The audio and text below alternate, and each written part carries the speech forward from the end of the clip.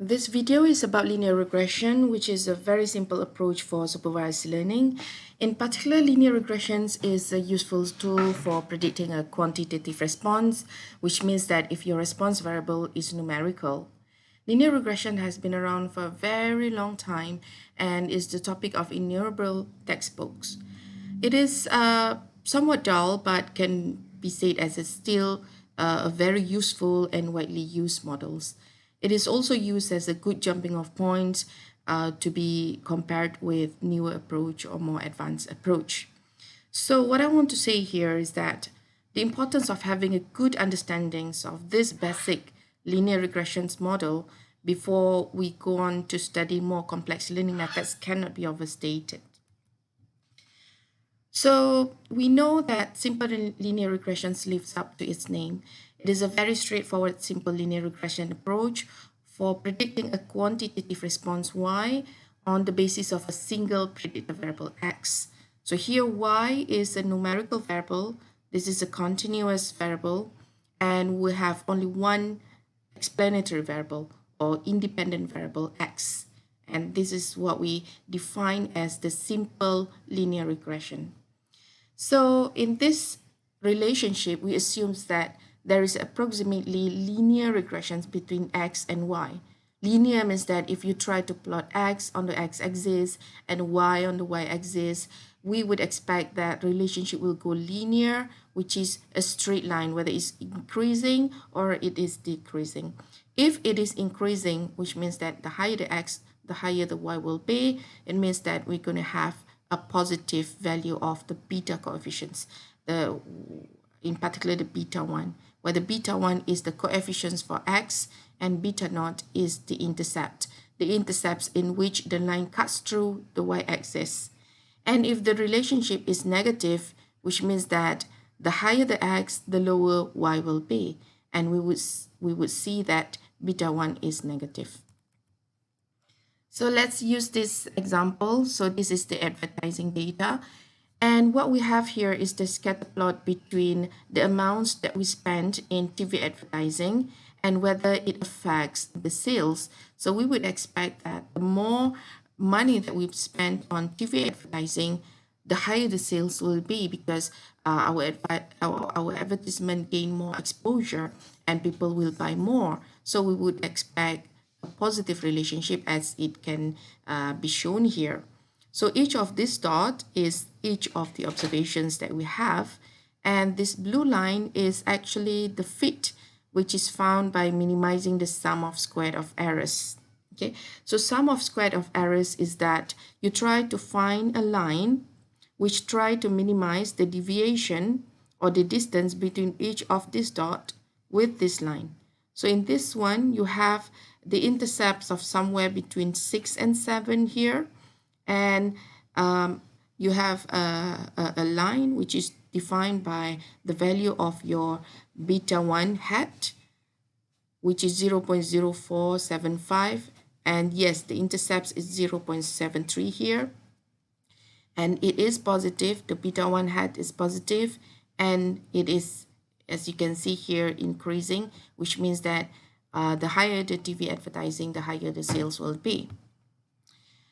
Okay, and each of these gray line segments here represents an error, which means that you would predict if the amounts that is spent on TV is 150, and in this case, this data, this is computed in thousands. So this is like you spend 150,000 in the TV advertisement, and you would expect that the sales increase by, the certain amount here.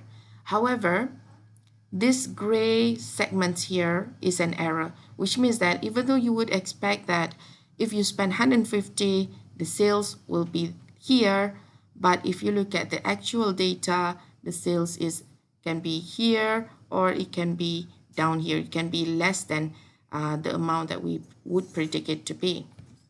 So basically, in this case, this linear fit captures the essence of the relationship. If you look at the overall or the general patterns, we can see that we can say that the linear regression works rather well in capturing the positive relationship here, even though there are some errors, which is, it is impossible for you to fit into each of these observations.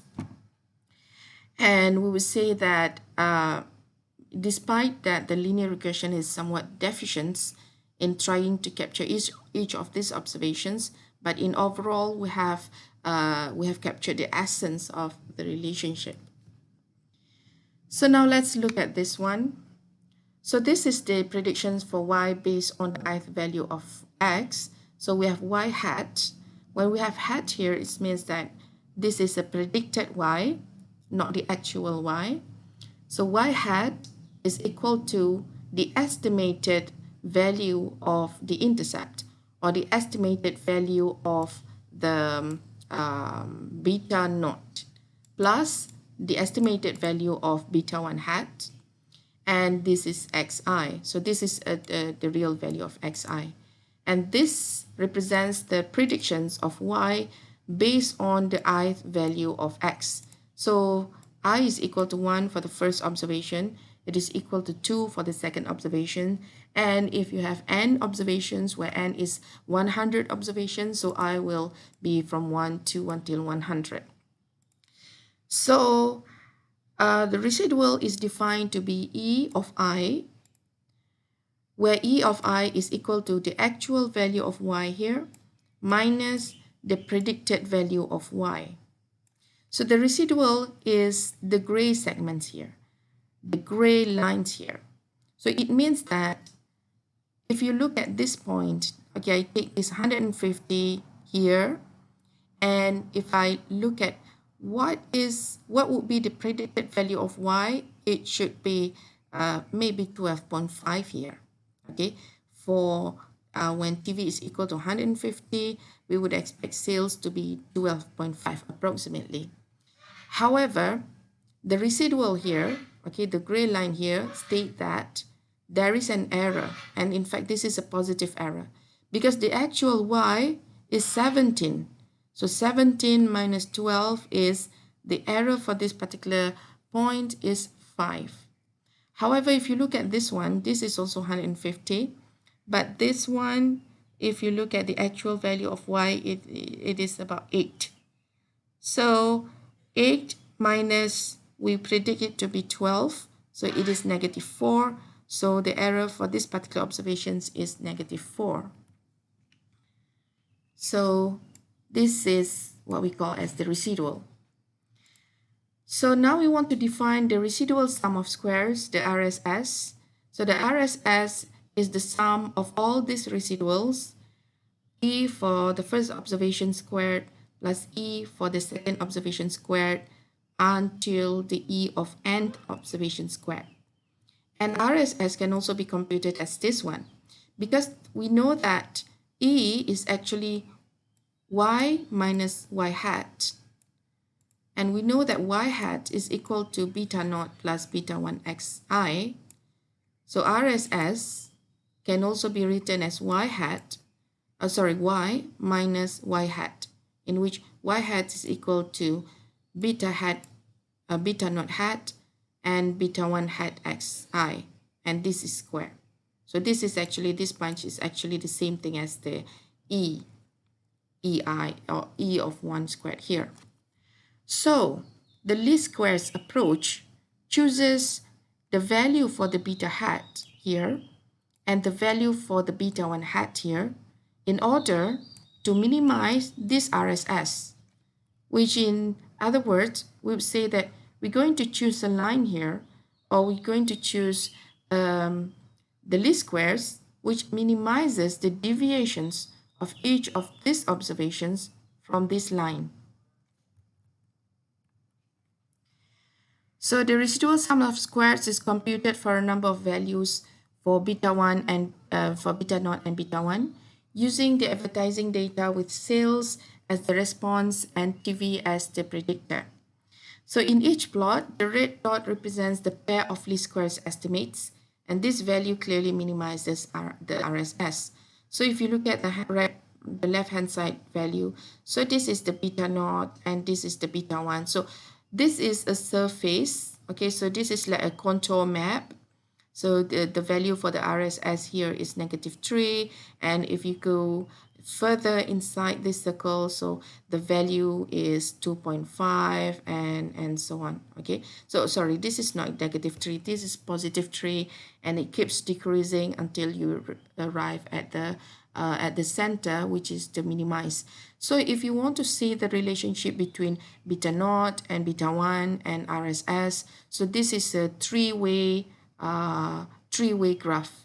Okay, a three-dimensional graph in which you can find the minimized of the RSS is when beta naught is equal to a certain amount and a certain value, and when beta 1 is equal to a certain value, which is at the lowest point in the on the surface here.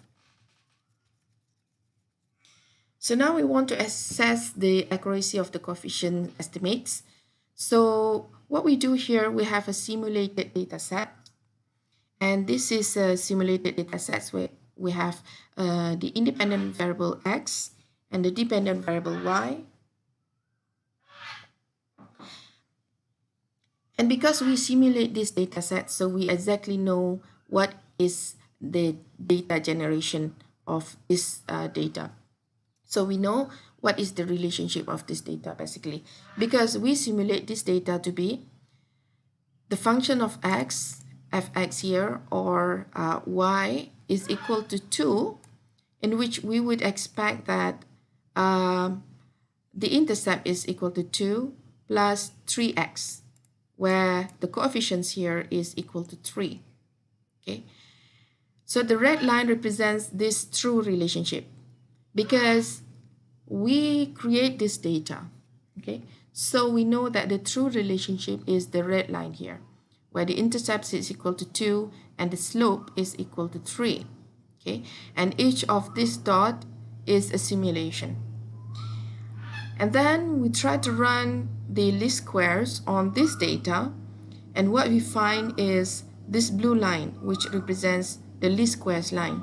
So we can see that the blue line and the red line, even though it's different, but it is close to each other, which shows that we are able to use the least squares method to capture the linearity and the positive relationship between x and y. So here we try to run the least regressions for many times. We create several sets of the simulated data, not just one. In this case, we only have one, which is the blue line here. So this blue line represents the least squares for this particular data. So what we do is we run hundreds of simulated data sets, and we try to fit the least regressions for each of the data sets, and this is what we find. The true relationship is still represented by this red line. And as we can see here, the blue line, it is somewhat deviated from the red line, but as we run it many times, it is become close to, on the average, we can see that it becomes close to the red line here. So this light blue, which represents the 10 least squares lines, are shown, and each computed on the basis of the separate random sets of observations. And each least squares line is different, but what we can say is that on average, the least squares lines are quite close to the population regression line.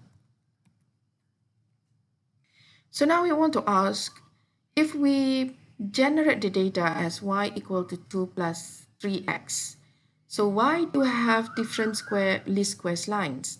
We only have one set of data. Why do we have different lines for the same data?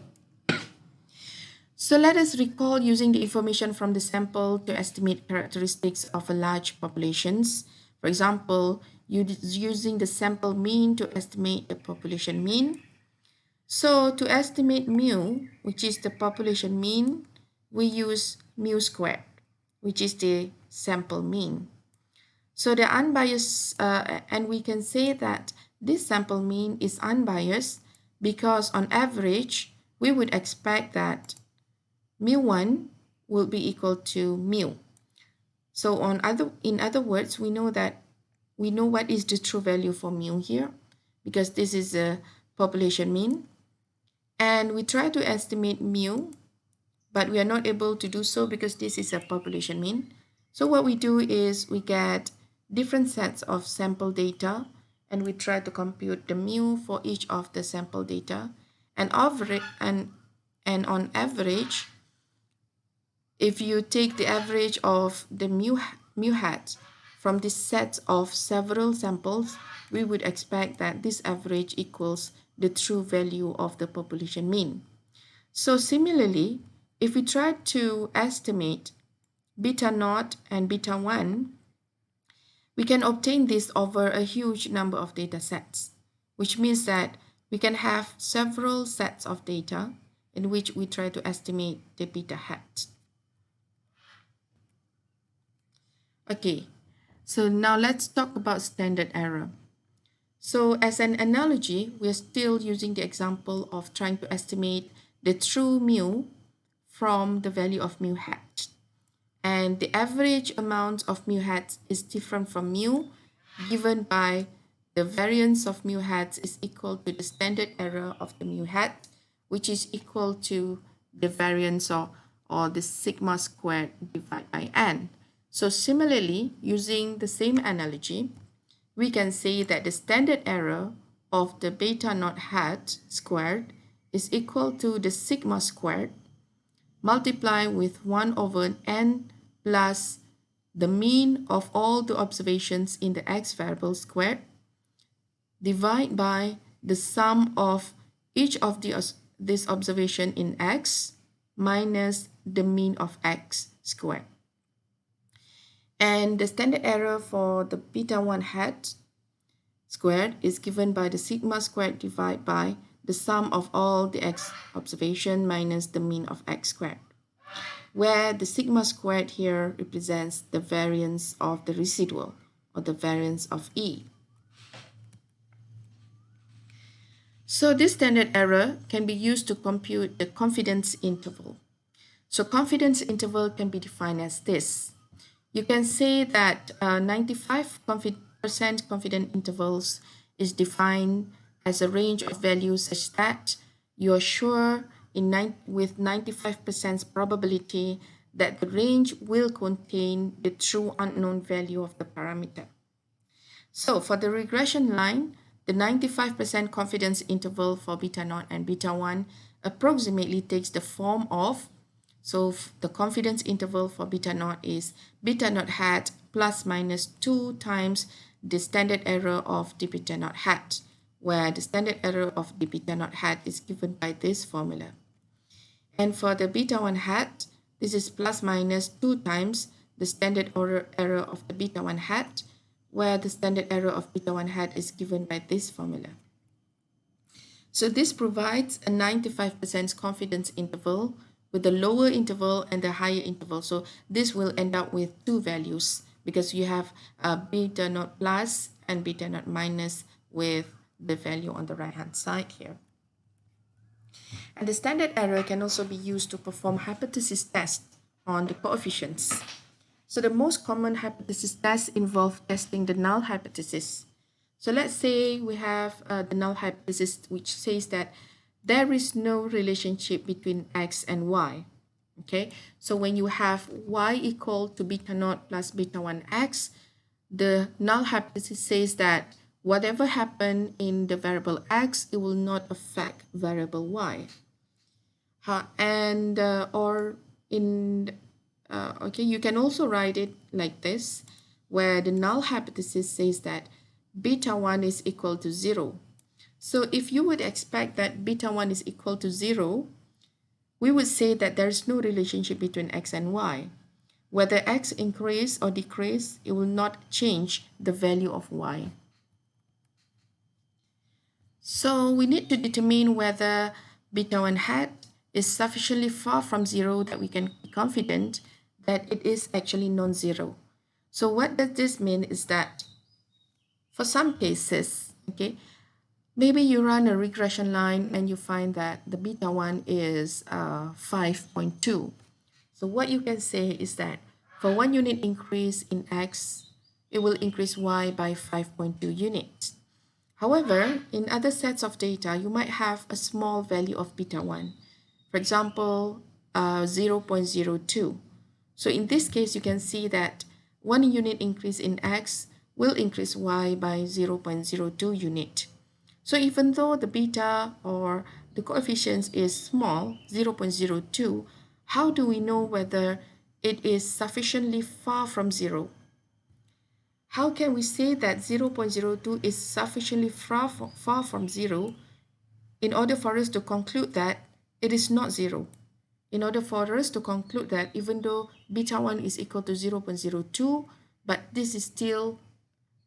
there is still a relationship, which means that this is not a zero relationship. So to determine this, we'll use the t-statistics. The t-statistic is given by beta 1 hat minus 0, because we want to test the hypothesis that beta 1 is equal to 0, divide by the standard error of beta 1 hat. And this t-statistic measures the number of standard deviations that beta 1 hat is away from 0. So we'll talk more about the example of the t-statistics, but now let's talk about the p-value. Sometimes it's not straightforward to see the significance of a particular variable by looking at the t-statistics, and we need the p-value. So what is a p-value? A p-value is the probability of observing any number equal to the absolute value of the t-statistics. So it doesn't matter whether it is positive or negative. This is the probability of observing any number equal to t or larger in absolute value, assuming beta 1 is equal to 0. So what it means here really is that if the p-value is small, it indicates that it is unlikely to observe such a substantial association between the predictor and the response due to chance, in the absence of any real association between the predictor and the response. So what it means here is that if you have a small p-value, we would say that it is unlikely that the relationship occur by chance. Okay, so it is unlikely that the relationship between x and y occur by chance. So we would assume that there is really a true or a real relationship happening between x and y. However, if the p-value is high, then we want to reject, if the p-value is small, we want to reject this hypothesis. If we reject this, we say that, in a way, we say that this is not true. Okay, in a way, we say that beta 1 is not equal to 0. So there must be some real relationship going on between x and y here. However, if the p-value is large, then we are not able to reject this, and we conclude that there is no relationship between x and y. So let us look at this advertisement example.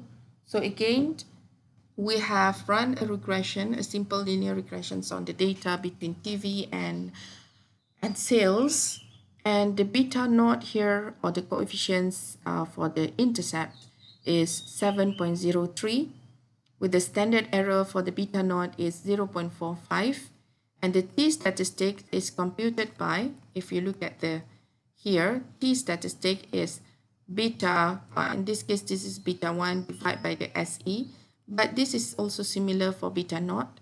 So this is the coefficients here, which is the beta naught divided by the standard error of the beta naught. So we have 7 divided by 0.45, we have 15.36, which is a large value for the t-statistics. And for the beta 1, which is 0.04, and the standard error of beta 1 is 0.002, and this divided by this, we get 17.67, which is also a large value. And because t is large here, we see that the p-value is less than 0.0001, which is a very small value. So in this case, we will reject the null hypothesis that says that the beta 1 is equal to 0. Okay, we do not agree that beta 1 is equal to 0. We reject the null hypothesis, and we conclude that the beta 1 coefficients here is significant. Okay, now, once we reject H null, we want to quantify the extent to which the model fits the data. We want to assess the accuracy of the model. Is this model is good? Okay. So we can check the quality of the linear regression using, number one, the residual standard error, which is a measure for the lack of fit. And the other one is the R statistics, R squared statistics. So for the residual standard error, due to the presence of the error terms, even if we knew the true regression line, we would not be able to perfectly predict y from x. Okay, what it means here is we go back to this graph. Okay, due to the presence of error, which is the residual here, or the deviations of each of these dots with the line here, even though we try to fit several lines here, let's say this is the first line and we come up with the second line and the third line, as long as we can try to minimize this error, but we are not able to eliminate this error. Okay? We are not to be able to eliminate this error at all. Okay. So that is what we mean by we will not be able to perfectly predict y from x without any residual e. So here we have RSE, the residual standard error, which estimate the standard error or the standard deviation from E. So this RSE averages the amount that the response will deviate from the true regression line.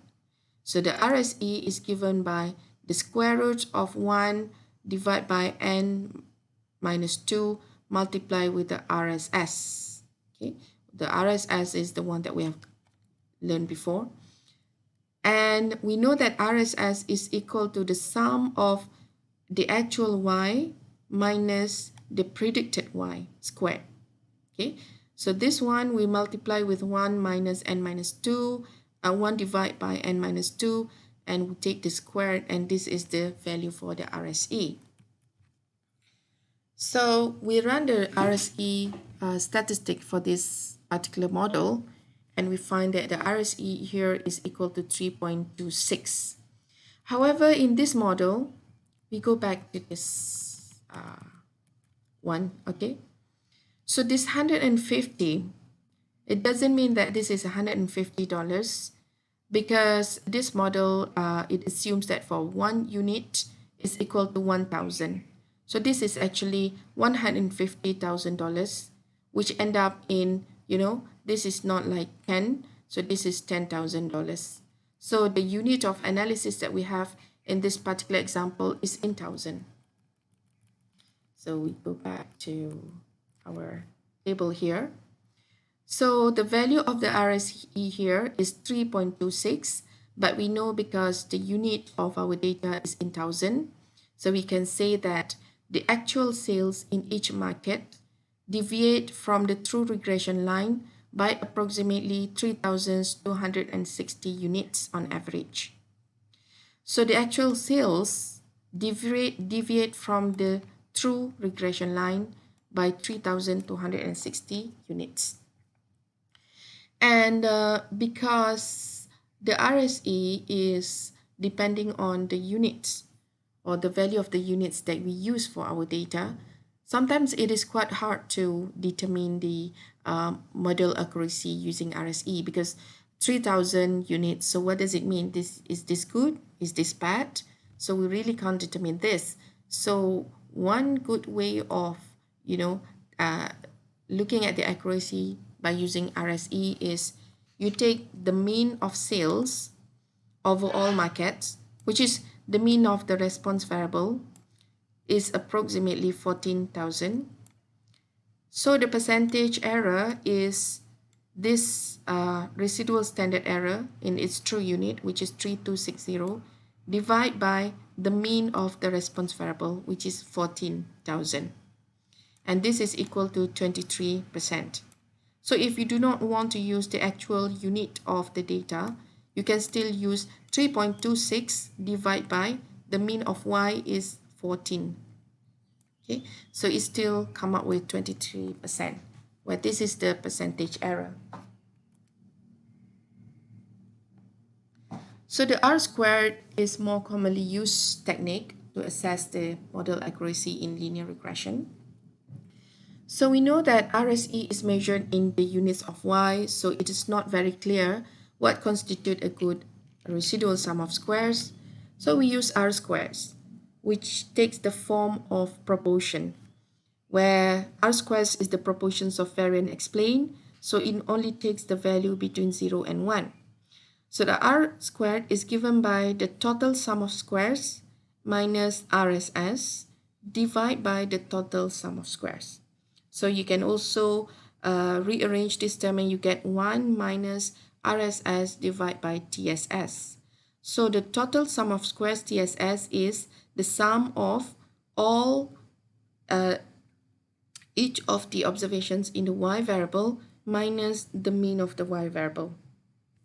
And this is the sum of squares of the total. So R only takes the value between 0 and 1, which means that if R is equal to 0, we can say that there's a 0 variation in sales or in the variable y that can be explained by X, which means that the model is not able to capture the variation in y at all using the variable X, which is not good. So what we want is we want our R squared to be as high as possible. So if R squared is equal to 1, it says that all of the variations in the response variable, in the y variable, can be explained by the variation in the x variable, which means that using this model, we are able to predict the actual value, the value of sales 100% of the time. So let's look at the components under R squared. So we have the TSS, where TSS is the total residual, the total sum of squares. And this is the amount of variability inherent in y before performing regression. So why do I say this? If you look at the formula here, so this one is each of the y observation. We have yi, where I is equal to 1 until n. So you have y1, y2, y3, and so on. And here you have the mean of the response variable y bar. Okay, so this is the total sum of squares, or this is the variation in the sales data itself. So this is the variation in the response data itself without taking into account the x variable or whatever is in the model. So this is just on the response variable. So this is the amount of variability inherent in y before we perform regression. And the residual sum of squares measures the amount of variability that's left unexplained by performing regression. So if you look at the formula for RSS, so RSS is actually the sum of all the residual squared. So the residual is obtained by when you have the actual value of y minus the predicted value of y. So this is the variability that is left unexplained. This is also explained by, the gray line in the residuals that we shown in the scatter plot before. So if we have the total amount of variability in y before performing regression, and we minus the RSS, which is the amount of variability left unexplained, so what we have is the resulting output is the amount of variability in the response that can be explained. So actually this is the basic intuition behind the R squared. Okay, so if R squared is close to 1, we can say that a large proportion of variability in the response has been explained by the regression. Okay, just now we talked only about simple linear regression in which we only have one explanatory variable. So in practice, we could have more. So here we involve not only beta naught and beta 1, but we can have beta 2, beta 3, and so on until beta p. So in this one, we assume that we have p explanatory variables. So these coefficients are unknown and we want to estimate them. And similar to the simple linear regressions, so these parameters are estimated using the least squares approach, where these coefficients are chosen to minimize the sum of squares. So the RSS in this case, the formula is exactly the same, where you have the actual y minus the estimated y squared. But for each of this y, now because we have more than one variable, so we have y hat, okay, is beta naught plus beta 1 x1 and beta 2 x2, beta 3 x3, and so on. So this graph shows three-dimensional settings in which we assume that there are two explanatory variables. We have x1 here and we have x2, and this is the y variable. So instead of having like a two-dimension and we can run a scatter plot, now we have a three-dimension, and instead of having one regression line, now we have one regression plane. Okay, where plane is the surface here, and this surface is a straight surface. It looks like a box because this is a linear regression. So if we deal with something which is not a linear regression, like quadratic regression, we would say that the surface is actually look like a curve. So in these three-dimensional settings with two predictors and one response, the least squares regression line becomes a plane, and the plane is chosen to minimize the sum of squares of the vertical distances between each observation and the plane. So what we try to do is this plane, we try to position it so that it can minimize the residual, where the residual is actually the deviation between each of this point to the plane itself. So we try to position it so that we can have a minimized error, a minimized residual. So this is example when we try to run the multiple linear regressions using the advertising data. And this one, we do not only have TV, now we have radio advertisement and also newspaper advertisement. And we want to use this X1, X2, and X3 to predict the sales, where sales is the Y variable. So here you have beta naught as the intercept, and you have beta 1 as the TV, coefficients for the TV, and beta 2, the coefficients for the radio, and beta 3, the coefficients for the newspaper. And here we have the standard error of each, and this is the t-statistics, and this is the p-value. So what you can see here is that for 1 unit increase in, for $1 that you spend on the TV, you would expect that sales will increase by $0.04. And the standard error is 0.014, which is small. And so we have a t-statistic, which is 32, which is 0.046 divided by 0.014. And the p-value is very small, which is less than 0.0001. And we can say that the TV advertisement or beta 1 coefficient is significant.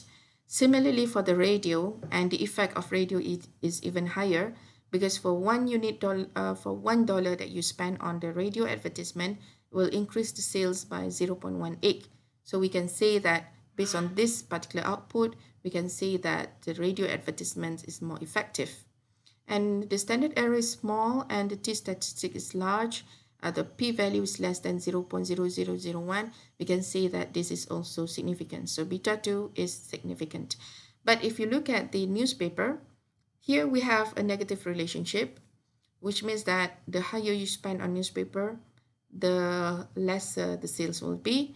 However, if you look at the coefficients is very small and the standard error is relatively large, so we have a small t-statistic here and the p-value is very large. So we say that we want to reject the assumptions that the newspaper is significant. Okay, so we would say that newspaper is not significant. So when we perform multiple linear regressions, we are usually interested in answering a few important questions. So number one is at least one of the predictors useful in predicting the response? So what we want to see is at least one of this is useful? Okay, at least one of the TV, radio, and newspaper useful. And number two, do all predictors help to explain why, or is there's only a subset of the predictors useful, which means that are all of them are useful or just one or two of them. And number 3 is how well does the model fits the data. And number 4 is given a set of predictor values, what response value should we predict and how accurate is our prediction? Okay, sometimes it is very important to know this prediction because you do not only want to know the relationship between TV, radio, and newspaper to sales, but you want to predict. For example, like now I want to spend 1,000 on TV and 2,000 on radio. What would be my predicted sales? Okay, so how accurate is your prediction then using the model that you develop here? So we will address each of these questions in turn. So number 1 is there a relationship between the response and the predictor? And for this one, you'll use the null hypothesis, which states that beta 1 is equal to beta 2 is equal to beta 3 is equal to 0. Okay, so in this case, you would assume that none of the coefficients are significant. Or on other words, on the null hypothesis that you say that all of the coefficients are equal to 0. And the alternative hypothesis says that at least one of the bj, where j can be 1, 2, and 3, or until equal to p, is non-zero, at least one of them. So let's say that you have 10 coefficients here and only one of them is significant. You can already reject the null hypothesis. Okay, so this hypothesis test is performed by computing the F statistics, where F statistic is given by the total sum of squares minus the residual sum of squares, divided by P, where P is the number of coefficients that you have, divide by the RSS over N minus P, where N is the number of observations, P is the number of variable, minus 1. So with a simple linear regressions, the TSS is given by yi minus y bar, and the RSS is y minus y hat. So in the linear model assumption, if the linear model assumptions are correct, we can show that the expected value of the RSS over n minus p minus 1 is equal to sigma squared. And provided if H null is true, so the expected value of the total sum of squares minus residual sum of squares divided by p is equal to the sigma squared. So when there is no relationship between the response and the predictors, one would expect the F statistic to take on the value close to 1. So on other hand, if alternative hypothesis is true, then we would expect that the expected value of the TSS minus RSS divided by P is larger than sigma squared. So we would expect F to be greater than 1. So if F is larger than 1, this provides evidence against the null hypothesis. Remember that the null hypothesis that says none of the coefficients are significant, or it says that all of the coefficients are equal to 0. So if F is larger than 1, we can say that at least one of the coefficients is significant. So a large F statistic suggests that at least one of the advertising media must be related to sales, or it is significant. However, the question is, how large does the F statistic need to be before we can reject H null and conclude that there is actually a relationship between Y and at least one of the predictors? So this really depends on the value of N, which is the size of your data, and the value of P, which is the number of the variable that you have. So we always hear that the larger the observations that you have, the better your model will be. Okay, so let us explain about that. So when N is large, when you have a large number of observations, the F statistic is just a little larger than 1, might still provide the evidence against H null. Okay. However, if you have a small data set where N is small, you will need a much larger value of F statistics in order for you to reject the null hypothesis. And also, when H null is true. So you would agree that none of the coefficients are significant, or all the betas are equal to 0.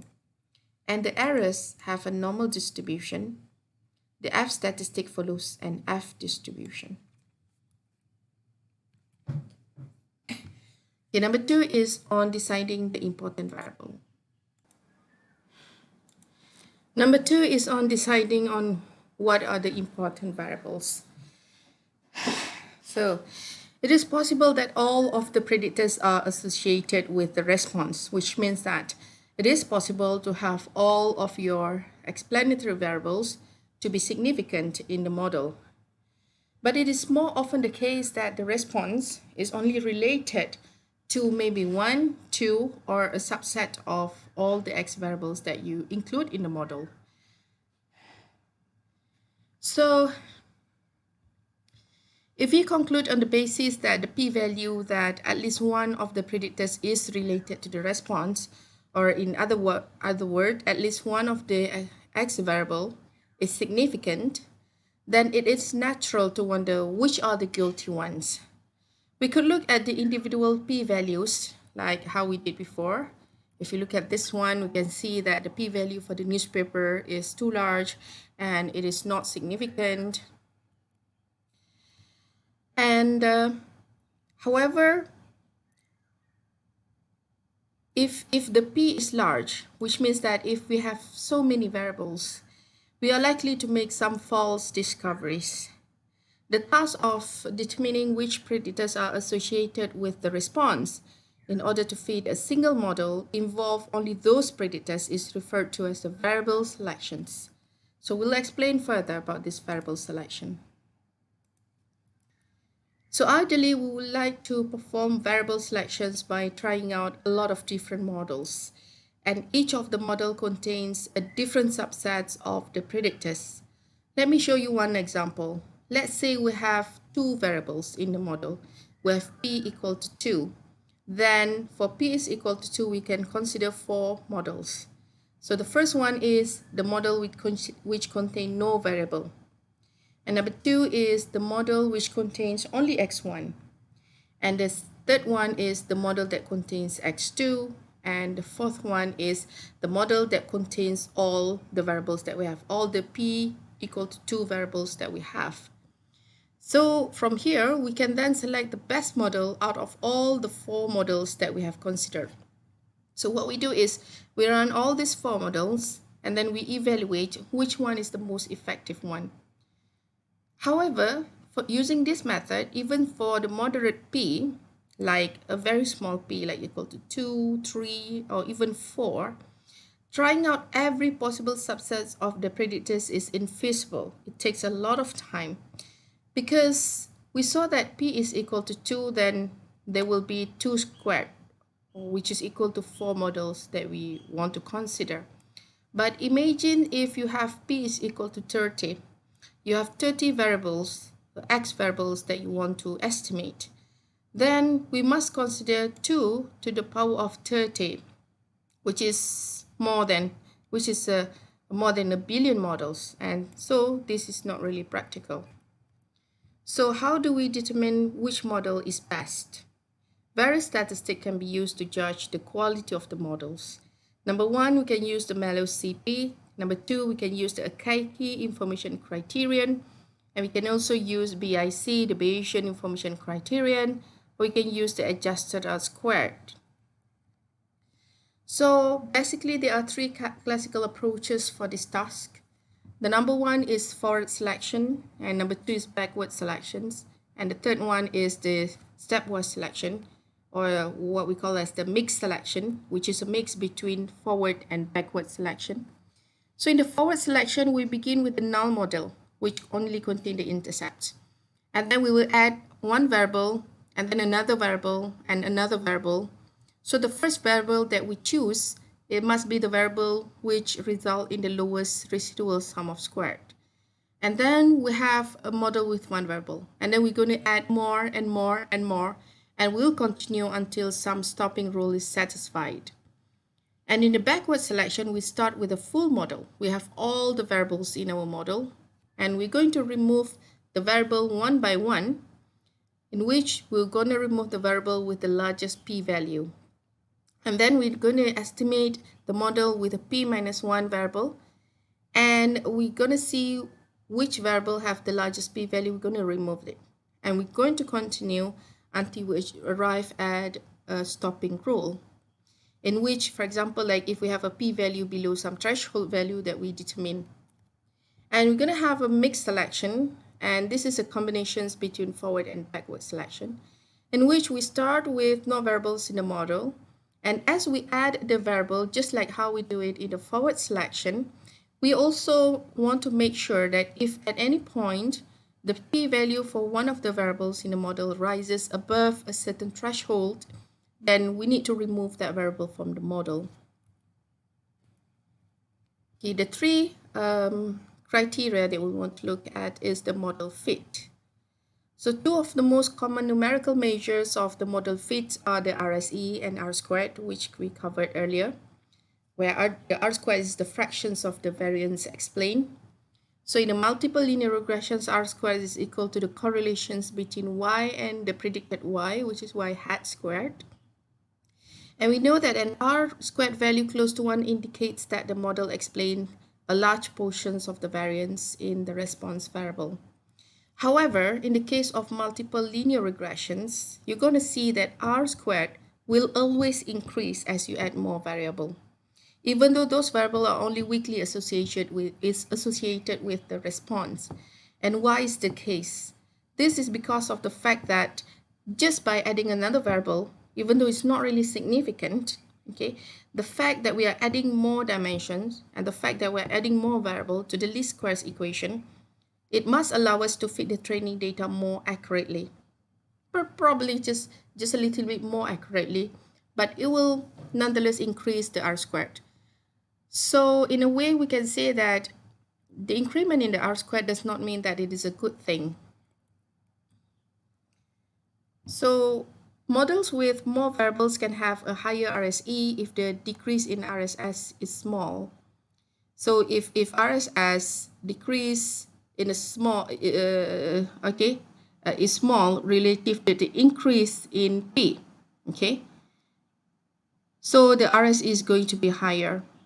So in addition to looking at the RSE and R squared statistics just discussed, it can be useful to plot the data, where graphical summaries can reveal problems with models that are not visible from numerical statistics.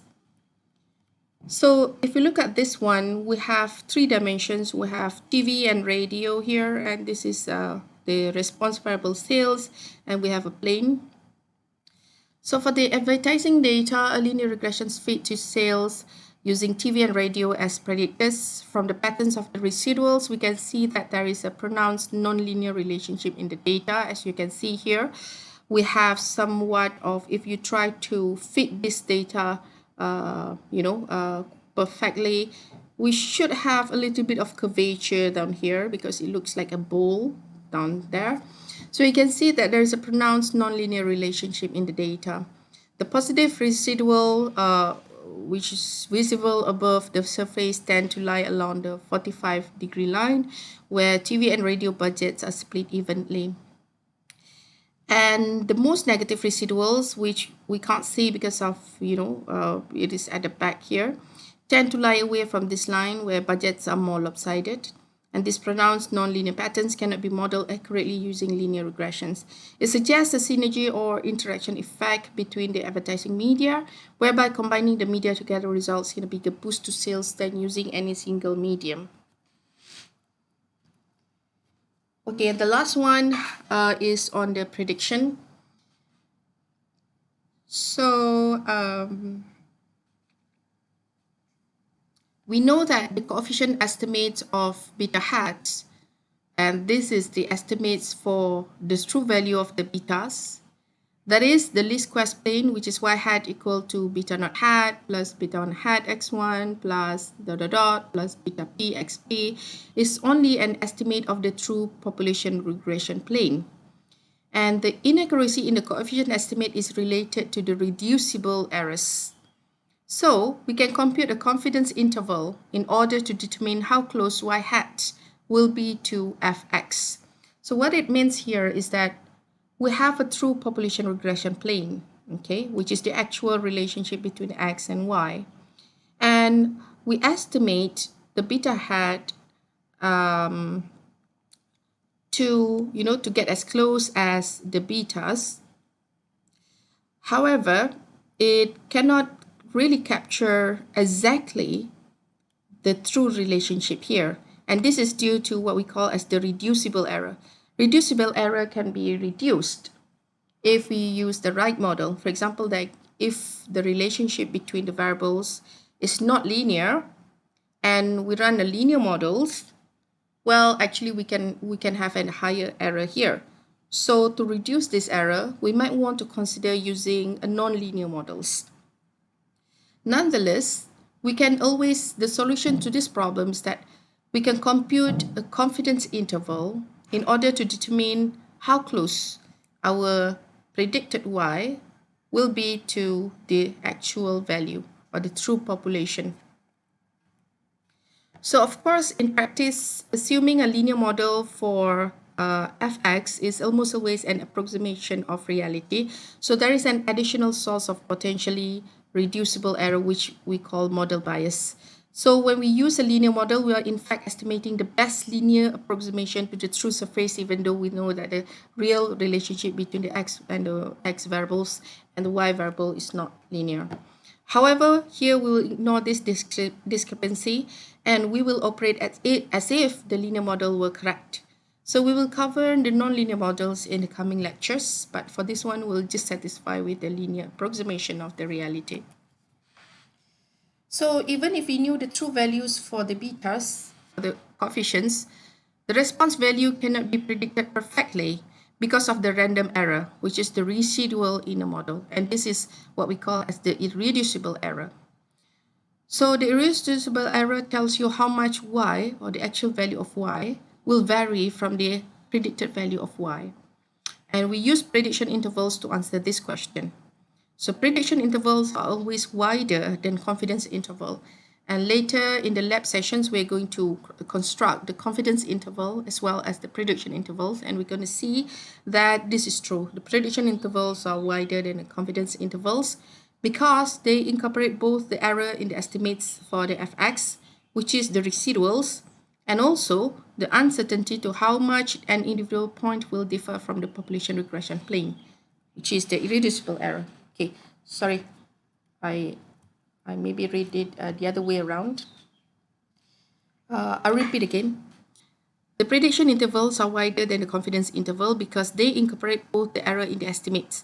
So this is the error in the estimates, which means that if linear model is not good to estimate the true relationship between the x and the y variable, so this error will be incorporated into the prediction intervals. And on top of that, these prediction intervals also include the reducible error, which is the residual errors. Okay, so there are other considerations in the regressions model. For example, like what if we have a non-numerical predictors? What if we have the x variable, which is categories, which is not numerical? So for example, if you have a binary level predictor variable like sex, you have sex is equal to female and male, and in this particular example, we have two categories. So for this predictor, you can have a regression lines that look like this, where y is equal to beta naught plus beta 1 xi plus this is the residual, this is the epsilon.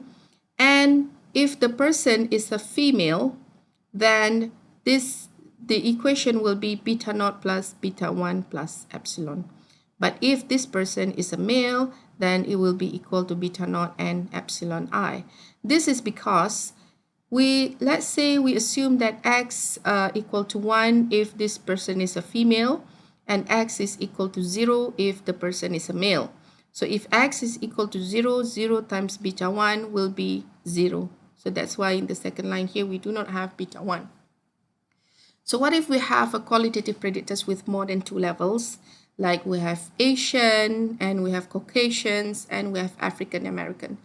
So what we can do is we can have x1 here equal to 1 if this person is Asian, and it will equal to 0 if this person is not Asian. And x2 here will be 1 if this person is a Caucasian and 0 otherwise. So for the third one, which is the African American, where x1 is equal to 0 and x2 equal to 0, the result will be beta naught. So the beta 1 coefficients corresponds to if this person is an Asian, and beta 2 corresponds to if this person is a Caucasian. So we'll also discuss the extensions of the linear models. So we know that the standard linear regression model provides interpretable results and works quite well on many real-world problems. Because if you look at the previous examples that we've shown earlier, it is straightforward for you to explain the relationship between the x and the y variable. 1 unit increase in x variable will increase y variable in this way. And you know whether it is positive or negative relationship. However, it makes several highly restrictive assumptions that are often violated in practice, where two of the most important assumptions state that the relationship between the predictors and response are additive and linear. Additive means that we assume that the effect of changes in a predictor xt, which means that whatever happened in the variable x and how it affects the response variable y is independent of the values of the other predictors. Okay, the additivity means that whatever happened in x1 and its effect on y is independent from whatever happened in x2, x3, x4, and etc. And it also makes linear assumptions, which assumes that the changes in the response y due to a 1 unit change in x is constant. So if x increased by 1 unit, if the coefficient is 2, we can say that 1 unit increase in x will increase y by 2 units. So 2 unit increase in x will increase y by 2 times 2 units. So this is constant, regardless of the value of xj. So in relaxing the assumptions, if we want to remove the additive assumption, we can add the synergy effects or the interaction effects. So if you look at this one, we have y equal to beta naught plus beta 1x1 plus beta 2x2 plus epsilon, which means that if we increase x1 by 1 unit, this one, then y will increase by an average of beta 1 units. However, by adding the interaction terms, so here we have y equal to beta naught plus beta 1x1 plus beta 2x2, and here we have the interactions effects, in which we have the coefficients beta 3, and this is the coefficients for the interactions between x1 and x2 plus epsilon. Okay, so this may be, what it means here is that maybe this is x1 is the amount of money that you spend on the TV advertisement, and x2 is the amount of money that you spend on radio advertisement, and probably there are some interactions between radio and TV, which means that if it goes together, it might boost the sales. Okay, if you spend on TV alone, it might not do so much. If you spend on the radio alone, it might. So this is just, these assumptions. If you spend on radio alone, it might not much, it might not do much. But if you spend it on both the TV and the radio, they have a synergy effects. Okay, so if beta 3 is large, it means that the synergy effects is significant and is large, which means that you have to spend on both of them together. So we can relax the linearity assumptions in this way. So here we can have y equal to, from this interaction term here. So we just rearrange the term. This is basic algebra. So here we have y equal to b naught, the same thing, plus, because here we have b1 plus b3 x2 times x1. So what we have here is because we group x1 into, in the third term here, into, and we group it together with the second term here. So we have b1 plus b3 x2 times x1 plus b2 x2. Okay, so here we have beta naught plus beta, what do you call it, tilde here, x1, where beta tilde here is actually beta 1 plus beta 3 x2. And then we can have beta 2 x2 here. So since this beta, the new beta 1 is equal to beta 1 plus beta 2 x2, and since beta 1, the new beta 1 changes with x2, the effect of x1 on y is no longer constant. So here adjusting x2 will also change the impact of x1 on y.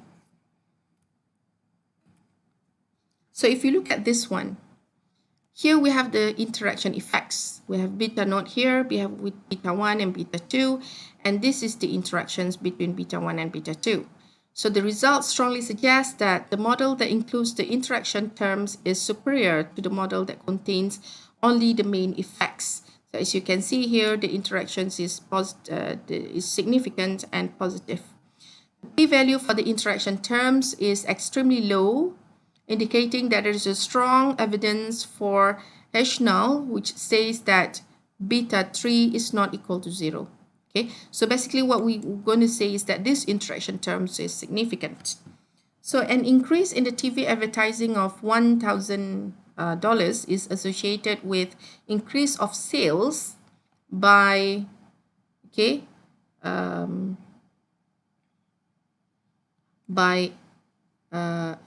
because this one we multiply with 1000, so here we have 0.019 multiplied with 1000, so we have 19, and then we have 0.0011 here multiplied by 1000 is 1.1, so this is 19 plus 1.1 times the radio unit. So an increase in the radio advertisings of 1000 will associate with an increase of sales by 21 plus 1.1 times the TV unit. So what we have here is this one, okay? So we have the effects of the new beta 1. So this is what it means by adjusting the x2 will also change the impact of x1 on y.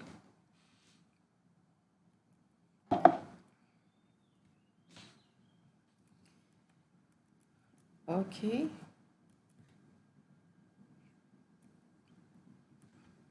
So the R-squared for this model is 96.8% compared to the model that predicts sales using TV and radio without the interaction term, which is 89.7%. This means that 69% of the variability in sales that remains after fitting the additive model has been explained by the interaction terms. So this 69% is taken by the 96.8%, which is the R-squared for this model with the interaction effects, minus the R-squared for the model without the interaction effects. Okay, divide by 100 minus 89.7. So it is sometimes the case that an interaction term has a very small p-value, but the associated main effects do not. So the hierarchical principle states that if we include n interactions in a model, the hierarchical principle should also include the main effects. Okay, so what it means here is that there's a hierarchical principles. So, okay. So let's say you add the interaction between x1 and x2, and you see that the p-value is significant. So this is what it means from this sentence. You add the interactions of x1 and x2, and it is significant. However, x1 is not significant, but you still have to include x1 into the model because of these hierarchical principles. Because it states that if we include the interaction term in a model, the hierarchical principle should also include the main effects. The main effects is the individual effects of x1. Even if the p-values associated with their coefficients are not significant, as leaving them out tends to alter the meaning of the interactions. So This is one example if we use a dummy variable like the male and female I've shown earlier. So this is using the credit data. So as you can see here, the least squares line are shown for predictions of balance from income for students and non-students. So we have the red line for the students and the black one for the non-students. And this is the explanatory variables is the income and the response variable is the balance. So on the left part here, we see that there's no interaction effects between the income and the students. We see that the line for the students is higher than the line for the non-students here.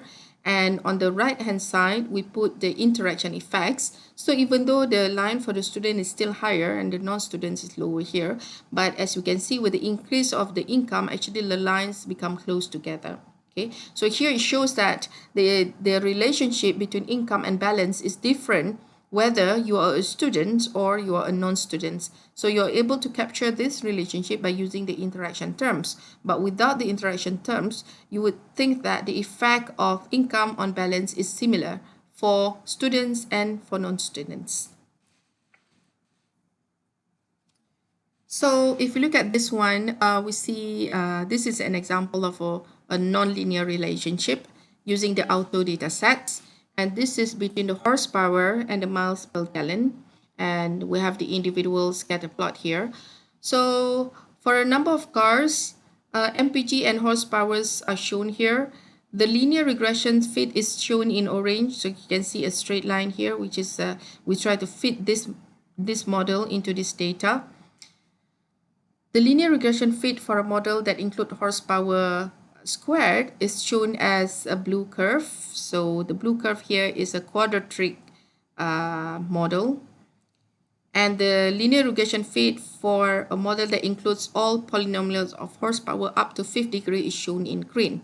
So the green one here, as you can see, is more flexible, in which we have this is equal to y equal to beta naught plus beta 1 x1 plus beta 2 x2 squared and plus beta 3 x3 cube plus beta 4 x4 to the power of 4 and the next one is to up to the power of 5. Okay, so we have a more curve here, and okay,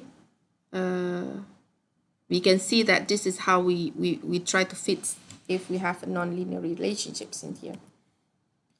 So, however, there might be some potential problems with the linear regressions. Number one, if there might be some non-linearity of the response predictor relationships, as we can see from here. So I go back to this example, and if I look at the linear regressions here, I would say that it would not be able to capture the curvature that we see in the data sets. Okay, because if you look at here, we see that the higher the horsepower, the lower the miles per gallon would be, but the relationship is not really linear. It's not really a straight line. In fact, it is like a bit curvature. And if I try to draw a line here, I'll draw something like, that start from here and then it goes down here, and you try to, the decrease will be more steady as we increase the horsepower. So the potential problems of trying to fit this data using a linear regression is that there is some non-linearity of the response predictor relationships, which the linear model would not able to capture. And the correlations of the error terms, for example, like the error terms are correlated with each other, which makes the model less effective. We may have known constant variance of the error terms, which means that the error terms might depend on the value of our variables. Okay, so maybe in the first, when you have small x values, for the small values of x, the variance is low, but if x is higher, you're going to have higher variance, so it is not constant. So these are some of the problems that you have to consider when you do linear regressions. And also outliers. Outliers are also a problem, and higher leverage points and collinearity. So let us explain about each of these potential problems. Number one is the non-linearity of the data. So if the true relationship is far from linear, which means that the true relationship between x and y is not linear, virtually all our conclusions drawn from the linear model are suspects, which means that we are using the linear models, we are not really able to capture the relationship, the true relationship between x and the y variable. And how to check on this one? We can use the residual plot, and which we'll do later in our lab session. So this is on the left here, we see this is the residual plot for the linear fit between the fitted value and the residuals. As we can see here, we would expect that for the residual plot, there's no patterns that can be discernible from this graph. However, if we look at this one, it looks like a bowl shape. So there's clearly, there's a clear patterns that you can see from here. Because for this particular data, the true value is not linear. And if we try to fit a linear regressions on this one, we see that we're not able to, really fit this data perfectly because the residual plot shows some patterns. However, if we try to fit the quadratic models, we see a much better improvement here. So this is something that we want to see in the residual plot to make sure that our residual do not have any patterns that you can see. Now we talk about the correlations of the error terms and what does it mean. An important assumption of the linear regression model is that the error terms, the residual, E1, E2 until En, are uncorrelated. So as you can see from the first graph here, so this is a graph for the residuals or the error terms. Okay, so this is the error terms for the first observations, and this is the second observations, and this is the third one, and so on. And you can have up to n equal to 100 observations here, in which you can see that the correlation here is equal to 0, rho is equal to 0, which is very good. So this is what we want. So we want none of these correlation are correlated to each other. If they are correlated, then we might have a problems of autocorrelation. And in the second example here, as we can see without looking at the rho here, which is rho is equal to 0.5, which is quite high. And we can see there is some correlation because this is the first error term, and the subsequent error terms actually show some cycle. There is some cyclic patterns that you can see from here. And the third example shows a very high correlation, which is rho equal to 0.9. As you see, the correlation is always between -1 to 1. So this is 0.9, which is high. So you can see a more clear patterns from here. So this is what we don't want to happen in our model. So if you see this kind of behavior, which means that your linear model is not able to, it's not a very good models for this data. So now let's talk about the non-constant variance of the error terms. Another important assumption of the linear regression model is that the error terms have a constant variance, where the variance of the residuals is equal to a constant value of the sigma squared here. So unfortunately, it is often the case that the variance of the error terms are not constants. For example, the variance of the error terms may increase with the value of the responses. So we can identify the non-constant variance in the errors, or what we call as heteroscedasticity, from the presence of the funnel shape in heteroscedasticity of the residual plot. And one possible solution is to transform the response y using a concave function such as log and the square root of y. Okay, let me explain using this graph. Okay, so if you look at the left graph here, so this is the fitted value, so this is the predicted value, and this is the residuals. So this is what we don't want to see, because we can see it looks like a funnel here with when the fitted value is small, we can see that this is the variance between maybe -2 to 2 here, okay, and it surrounds between the value of 0. Of course, we would expect that the mean residual is equal to 0. And as the fitted value increases, the variance, okay, the variance is also increased. As you can see here, it become larger as we have a larger value for the fitted value. And here on the right hand side is we try instead of having y, we transform y and we use log of y. So this is a log function. This is a log of y. And by running a linear regressions on the log of y, we can see that it has improved the heteroscedasticity problem that we have on the left graph here. So here we see the fitted value from the smallest one to the highest one.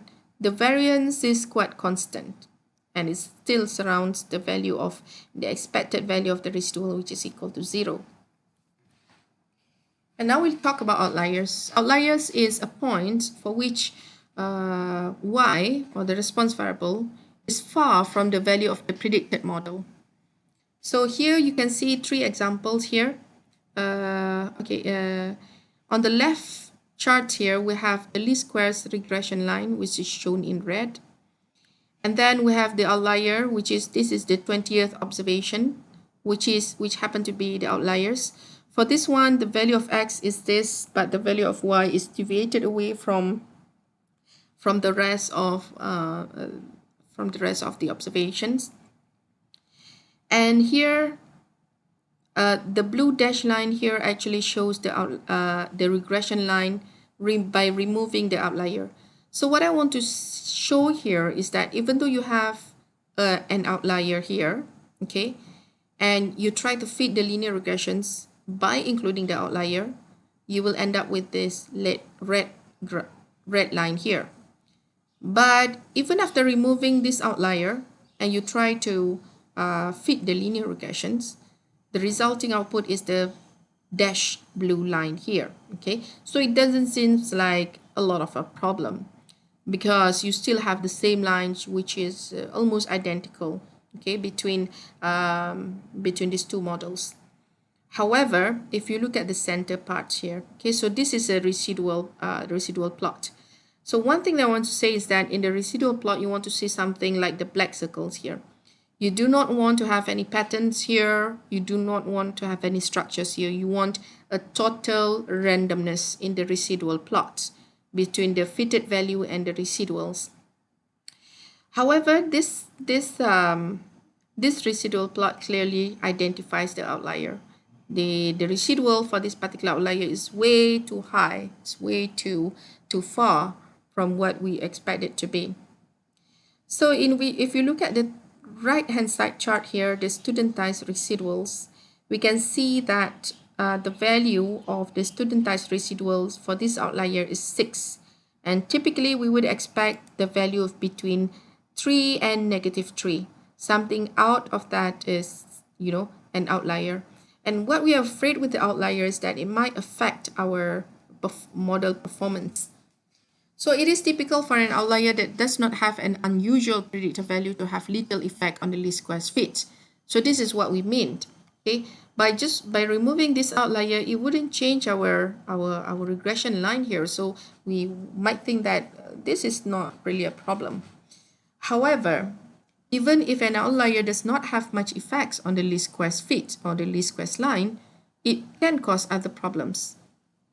So the RSE, when the outlier is included in the regression, is 1.09. But after we remove the outlier, the RSE reduced so much to 0.77. And we need to know that the RSE is used to compute the confidence interval, the p-values. So a dramatic increase in the RSE can cause, which is caused by a single data point, can have implications for the interpretations of the fit. So the inclusions of the outlier also causes R-squared to decline from 0.892 and to 0.805 in this case. So what it means here is that if you look at this one, you can say that, oh, this is not really a big problem, but it can cause a big problem with all the other statistics. Now we talk about the high leverage points. So the difference between the outlier and the high leverage points is that the outlier is related to the response variable, while the high leverage points is related to the unusual value for the x variable. So a large value of the leverage statistic indicates an observations with high leverage. And for the simple linear regressions, the statistic for the high leverage points is given by h, where h is equal to 1 over n plus, so this is the individual observations of x minus x bar, which is the mean of x, divide by, okay, divide by each individual value of x minus x bar squared. The next problem that we're going to talk is collinearity. So collinearity refers to the situation in which two or more predictors variables are closely related to one another, which means that we want to expect that between the predictor variables, between all the x variables, there is no relationship. Like if we try to create a scatter plot between limit and h here, which are the two predictor variables, we see no patterns from this scatter plot. So this is good. But if you look at the limit and rating, there's a perfect correlation going on between limit and rating. So this is something that may cause problem if we want to estimate our models by including limit and rating together as our x variable, as our predictor variables. So collinearity can make it difficult to separate out the individual effects of collinear variables on the response. So if you add limit and rating into the models, so how do you know how much does the limit actually affect y, or does the rating actually affects y? Because of the fact that they both of them goes together, the increase in limit will also increase in will increase in rating, and how both of them will affect y. So it's difficult to separate the individual effects. And collinearity also caused the standard error of the beta to grow. And now let us recall that the t-statistic for each of the predictors is calculated by dividing the beta by its standard error. So consequently, collinearity results in the decline in the statistics, because if you have a standard error, you have a large standard error, you're going to have a low or a small t-statistics. And when you have a small t-statistics, as a result, in the presence of collinearity, where the standard error is high and the statistics is low, we may fail to reject H null. What it means here is that we might think that the individual effects for this variable is not significant. So how do we solve this problem? A simple way to detect collinearity is to look at the correlation matrix of the predictors. So if you look at this one, scatter plot might also help. So here we can say that between the limit and h, we can see no correlation between these two. But if you look at the limit and rating, we can say that it is as high as 0.9 if it is not 1. So a simple way to detect collinearity is look at the correlation matrix of the predictors. An element of this matrix that is large in absolute value indicates a pair of highly correlated variables. Doesn't matter whether it is positive or negative. As long as it is a high correlation, we can say that a collinearity problem exists in the data. Unfortunately, not all collinearity problems can be detected by inspections of the correlation matrix. It is also possible for collinearity to exist between 3 or more variables, even if no pair of variables have a particular high correlation. We call these situations multi-collinearity. So the multi-collinearity can be detected using a variance inflation factor VIF, where the VIF is the ratio of the variance of beta j hat when fitting the full model divided by the variance of the beta j hat if fit on its own. So the smallest value for the VIF is 1, which indicates the complete absence of collinearity, and this is what we want ideally. As a rule of thumb, a VIF value that exceeds 5 or 10 indicates a problematic amount of collinearity, and the VIF for each variable can be computed using the formula where the VIF of a particular beta hat equal to 1 over 1 minus the r squared for from the regressions of xj onto all of the other predictors. So we have learned all about the linear regressions, and now is the time for the lab sessions. And for this one, we will need to install the package ISLR, and we're going to use the data from the Boston data sets. So I'll just go straight to my R Studio here. So make sure that you have installed both of the packages mass. And just to load this package into your R, you can just type in library mass and library ISLR. And we can use fix Boston to show the data that we are going to use. So this is the data sets. We have several variables here, and I would say that all of them are actually numerical. So if you want to learn more about Boston data sets, again, you can just type in Boston. So this is basically the housing values in suburbs of Boston. We have 506 observations and we have 14 variables.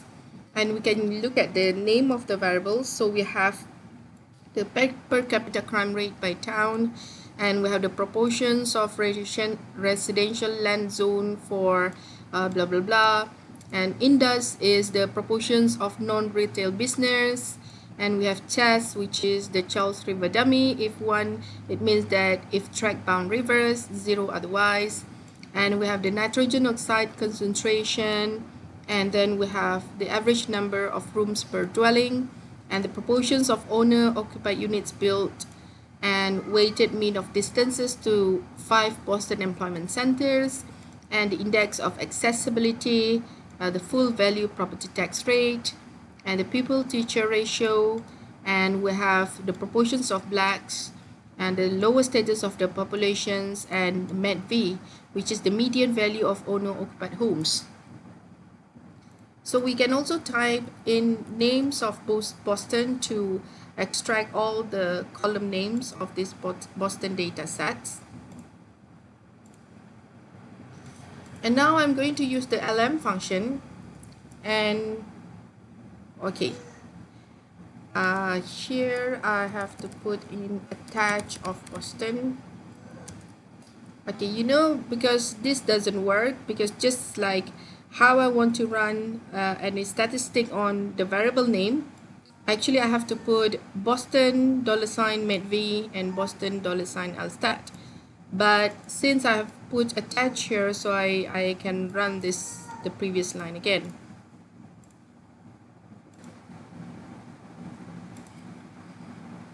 So I just run the previous line again, and this one.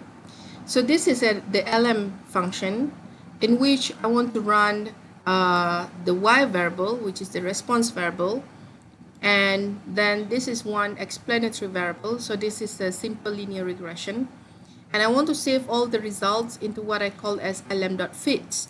So lm.fit is the name that we give it to. Okay.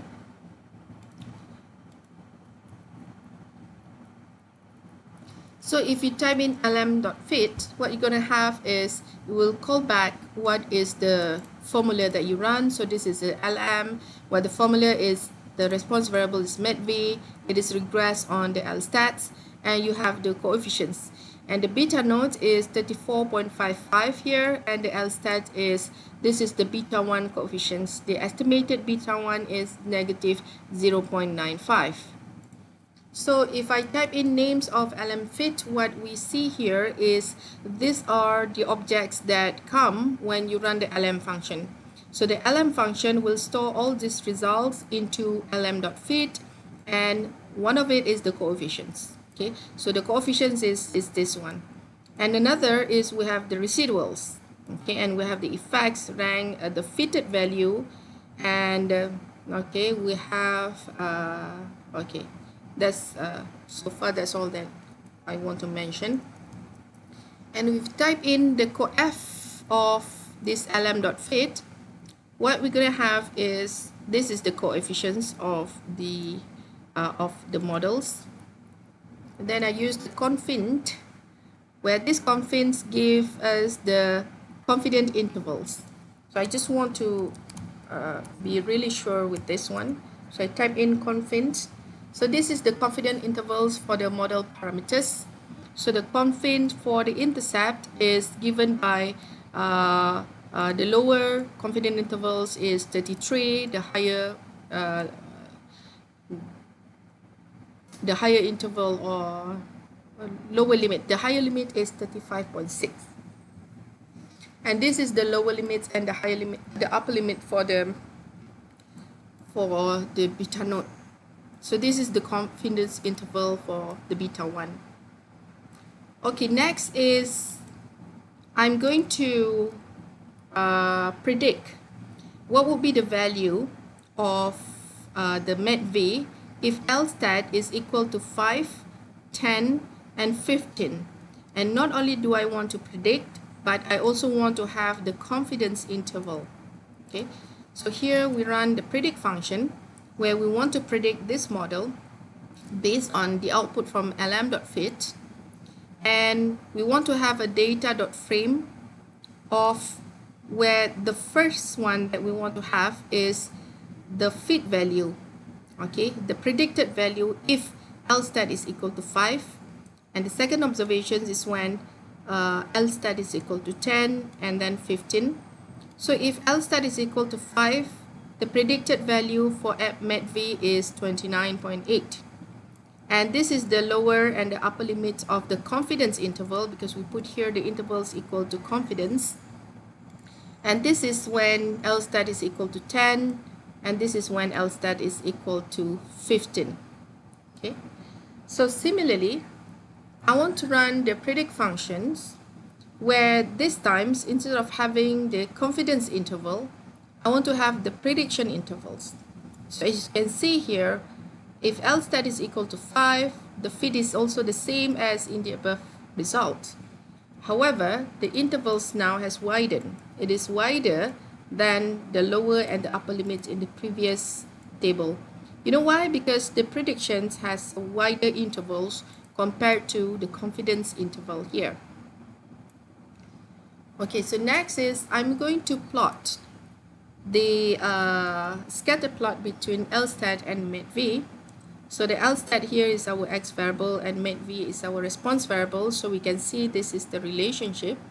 If we can zoom in, we can see that it has a negative relationship, but we can say that this is not really linear, because as you can see, if we have a lower value of L stat, the decrease is much faster compared to when you have L stat of more than 7, for example, here. Okay. So once you run the plot function here, which will result in a scatter plot, you can use the appline function here of lm.fit, where it will show you the appline function will show you the regression function here, where the intercept is 30 something. So if we look back at our data, so I just want to run the coef of lm.fit again. So the intercept is 34 here, and the slope of this line is negative 0.95. So clearly, because the slope is negative, we see that it is, it is like this. So it's 34 point something here.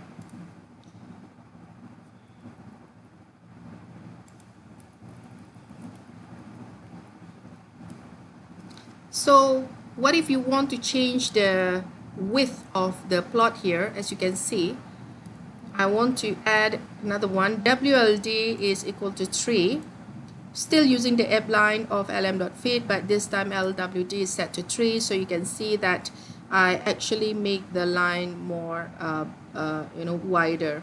Okay, this is a bigger line than before.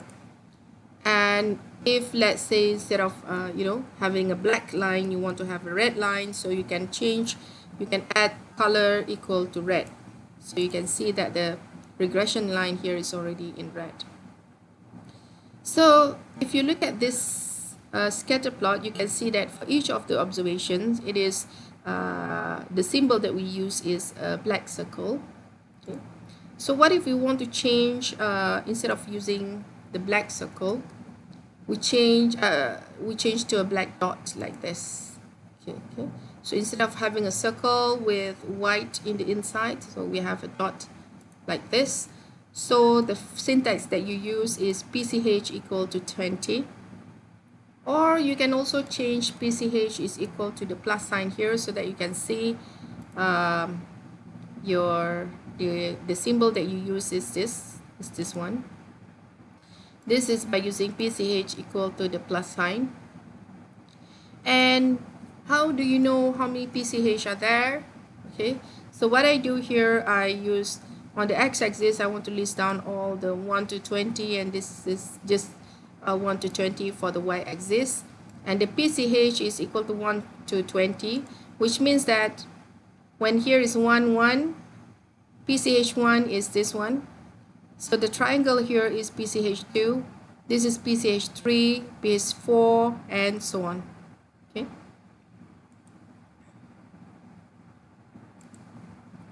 Okay, next is I'm going to change the graphic parameter where I'm going to run par and pro equal to C2 by 2, which means that when we want to run the plot later on, there will be 4 plots within the same window. So 2 times 2 is 2 rows and 2 columns. So if you type in this one, if you type in plot lm.fit, what it will do is that it will show you 4 plots under this model, and the first one is the residual plots. So because we have already changed the graphic parameters to allow us to actually plot 4 graphs onto the same window, so we have all the 4 graphs in the same window. So let me just zoom on this one. So the first one, this is the residual plot. As you can see, we could say that the simple linear regressions might not work well for this data because obviously there's some patterns that we see from the residual here. Okay, and we look at the next one is the normal QQ plot, where this shows the normality, and we see that when at the higher quantiles, it is more deviated from what we expect it to be.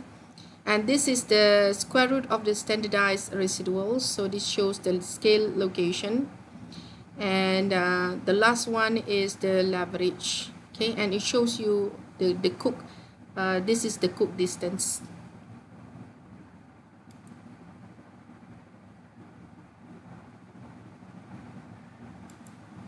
So next is, I'm going to, okay,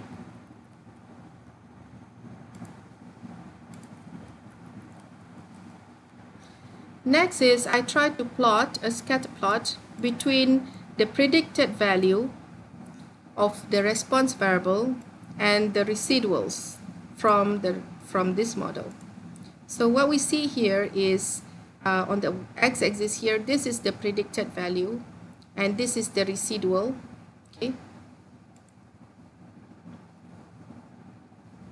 and the next one is showing the R student. So this plot, the R student function, will give us the studentized residual plot like this one. Okay. And the above here, the plot that we have from before, is just the residual plot.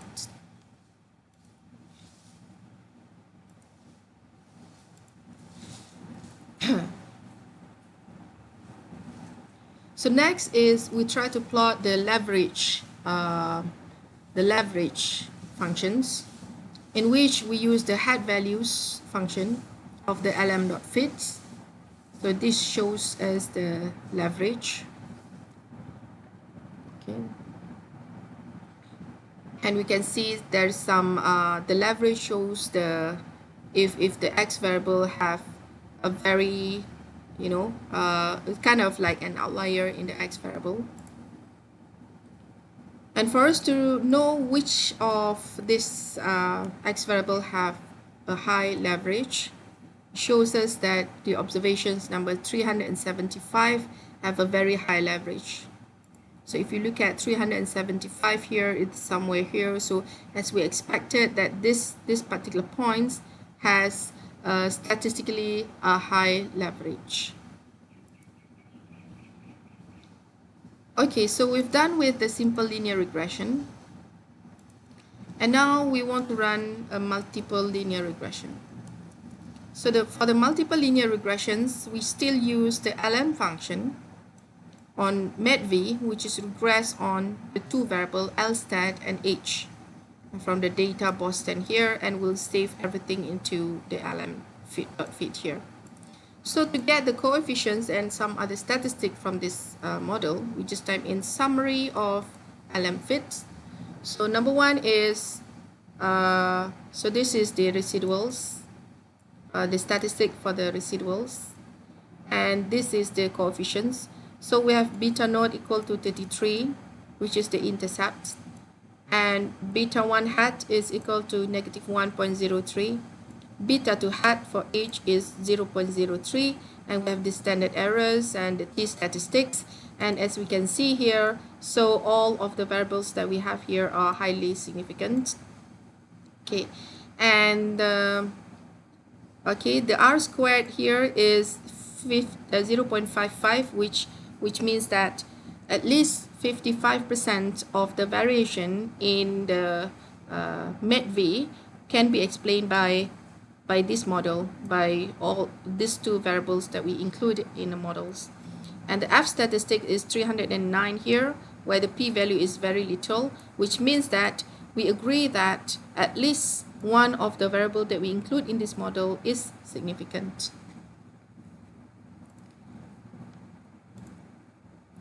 Now I will use another, okay, for the next one we want to run the multicollinearity test, and for this one we need a library car. So make sure that if you haven't installed this, you need to run the install.packages of car, and then we can run VIF function. So the VIF for LSTAT is 1.56, and the VIF for H is 1.56, which is, you know, very close to each other. So what we can say here is that the good value of VIF is around 1, and anything which is larger than 5 or larger than 10 is not good. It means that these two variables, the LSTAT and H, might go together. So here we have a value which is close to 1, and this is good.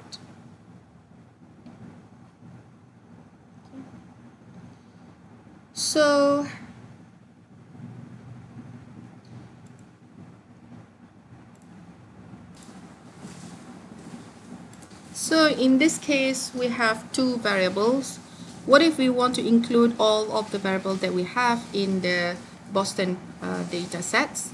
So we run another LM function, and this time on MEDV, and we put MEDV tilde dot. What it means here is that the dot means you want to include all of the explanatory variable, and not including the MEDV obviously. And this is from the data Boston, and we want to save it as lm.fit1.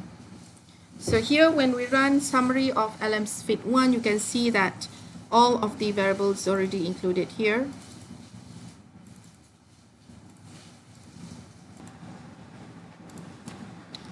So you can inspect each of the variables that we have here. And for the crime, this is significant, zone is also significant. It seems like the Indus is not so significant here, as well as age, where the p-value is very high. For the rest of them, it looks fine. And for this one, we can see that as we add more variables, the R squared increased to 74%. So, and the F statistic is still significant, and the p-value is very significant for the whole model. So as we can see here, at least age is not significant, where the p-value is 0.95. And this is the highest p-value compared to Indus. So what we want to do next is we want to run, we want to update this model. So instead of using LM, so now I use update of lm.fit, in which in this case we want to run it on all of the variable except H. So we put tilde all, means that this is regress on all of the variables except H. That's why we put minus H there. So we can run the summary of LMFit1. And oh, okay, I made a mistake here. So this is not LMFit, just LMFit. This is LMFit1. Okay, so I tried to run it again.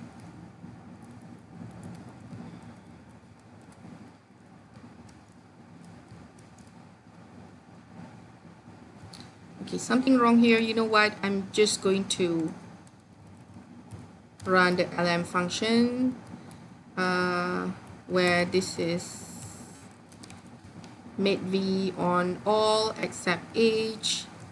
So no data in the argument, so we put data equal to Boston. Okay, so we have this, and we no longer have age in our models. And now we see that the index is still non-significant. So in the next model, you might want to remove this index from your model because it is not significant. Okay, so what we do here is kind of like a backward selection model, where first we include all of the variables that we have, and then we remove the variable that we seem not significant.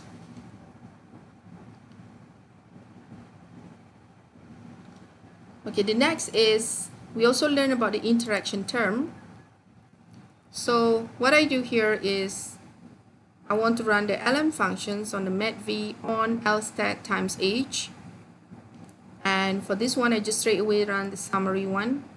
So here we can see that first is we have the main effect, which is lstat and age. And then we have the interaction terms here. So as you can see, even though the age is not significant, but the interactions between lstat and age is significant. So this is something that you might want to consider, because if you look at the previous models that we ran before, we see that age is not significant, and then we would think that we should exclude age from our models, but it happened to be age is actually interacting with lstat to have a synergy effects on the metv. Okay. The next one is I just want to show you on how to do nonlinear transformations of the predictors. So we run the lm2 here, which is equal to the lm function on the metv, and here we have lstat plus lstat squared. Now we run the summary of LMFit2. So this is the coefficients for the lstat and the lstat 2. So the new zero p-value indicates that the quadratic term suggests that it leads to an improved models. And next is we use the ANOVA models to further quantify the extent to which the quadratic fit is superior to the linear fit. So for this one, I just want to run again just to make sure. Okay, so here we have LMFit, which is a simple linear regressions between metv and lstat, and here LMFit2 is the linear models on metv on lstat and lstat squared. And next is we want to run the ANOVA test to see which model works better. Okay, we want to test whether the second model here, which have lstat and lstat squares, actually perform better than the model 1. So here we see that the F statistic is 135.2, and the p-value for the F statistics is very small value here. Is zero, is almost zero. So we can see that say that the model 2 is indeed superior to their linear fit. So the null hypothesis in this F-test states that the two models fit the data equally well, and the alternative hypothesis says that the full model or the model 2 is actually superior, and with the low value of p-value here, we are able to reject the null hypothesis, saying that these two models works the same. So we conclude that model 2 is a better model. Okay, so now we run the, okay, I just run this function. We run the graphical evaluations of the models, of the new models, which is the full models, which contain LSTAT and LSTAT squared. And if you look at this one, it has improved a lot. If you look at the residual versus fitted here, it has improved because there's no concavity anymore like the previous one. And it shows that this model really performs better than the linear model that we ran before. So what we do next is we try to come up with a polynomial model.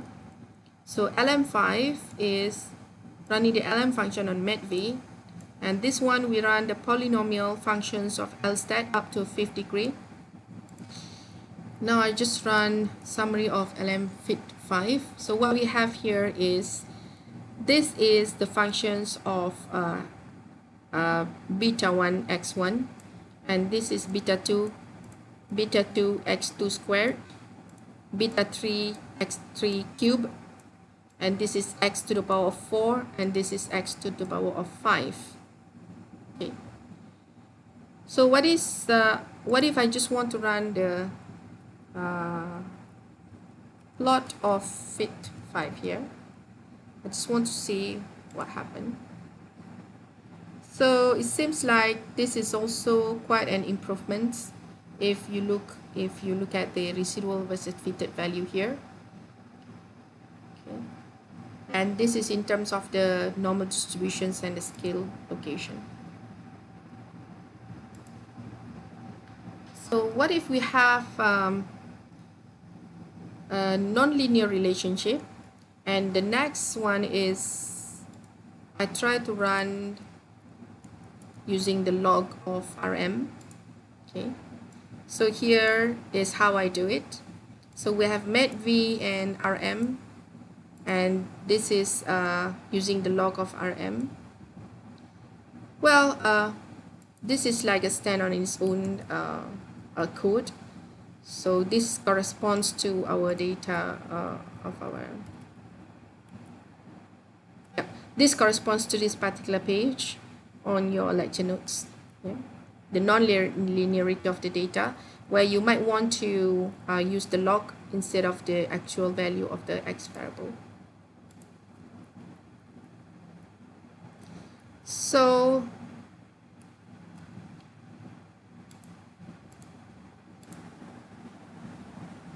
the last part deals with adding the qualitative predictors. So for this one, we'll use the datasets car-seats. As you can see, this is the datasets in car-seats. And I just type in names of car-seats to show that these are the variables that we have. And for this one, we will use the LM function to regress sales on all of the variable, plus we have the interactions between income and advertising, and we're going to have the interactions between price and age. So we just run the summary of LM fit here. So what we have is we have all of the variable here. So this is the main effects, and here is the interactions between income and advertising, which is significant and positive. And the last part is we have the interactions between price and age. Okay, so the main thing that I want to show here is should have done this earlier. Okay, I'm going to just remove this. So we run str of car seats. So we are interested in looking at this variable named shift lock. So this is a factor variable with 3 levels. We have good, bad, and medium. And we just type in table of car seats shift lock there. So we have good, bad, and medium. And since we include this shift lock into our models, so what we have is we have 3 categories of shift lock. And here we have two dummy variables. We have chef log good, we have chef log medium.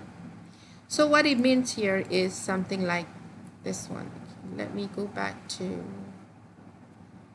here we have qualitative predictors with more than two levels. So we have a chef log, which is equal to good, medium, and the other one which I can't remember.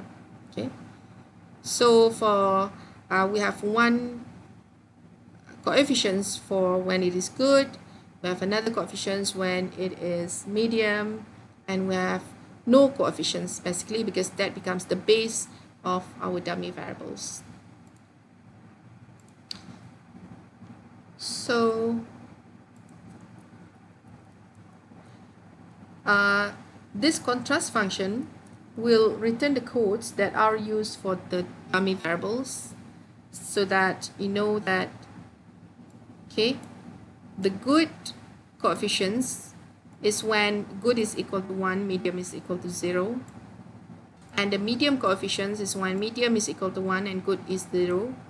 When the coefficients are both 0, the coefficients for good and the coefficients for medium is 0. So this means that this is the regression